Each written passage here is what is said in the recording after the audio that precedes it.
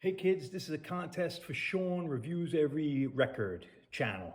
He's doing a contest on 5 best beards or 5 worst lyrics. We're going to do the 5 worst lyrics. I'm going to leave a link to his channel. I'm also going to leave a link to Tommy Vinylknot's channel because there's a whole underlying storyline. And I'm going to leave a link to Micah, Dr. October's channel. So if you want to follow the whole thing, it goes back years ago with the Punk Flamingo, the VC Inspector. So there's this hidden storyline. But anyway, 5 worst lyrics. I'm picking just mainstream stuff, and I have no order. I got to think if I remember them. Okay, the first one I'll do the Beatles, Yellow Submarine. Just stupid, ridiculous lyrics, and I'm sure everyone knows it's a classic. But if I had written that song and showed a demo of it or recorded it and played it for people, you'd all be laughing at me saying it's a ridiculous song, and I'd never be able to live that down. Yellow Submarine, just childish.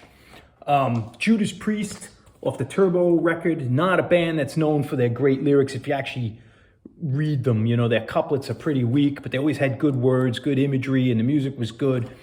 So like the whole package, it was good. But when they came around to Turbo, you know, they sometimes write very juvenile lyrics.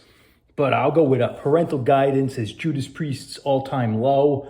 You say I waste my life away, but I live it to the full, and how would you know anyway? You're just Mr. Dull. Why don't you get into things we do today? You could lose 20 years right away, so we say.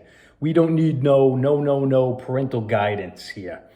Every day you scream at me to turn the music low. Well, if you keep on screaming, you'll make me deaf, you know, etc., etc. Awful lyrics. I think this is 86. Yeah, 86. Judas Priest's low point, or the beginning of their low point. Led Zeppelin 2, Ramble On. It's terrible.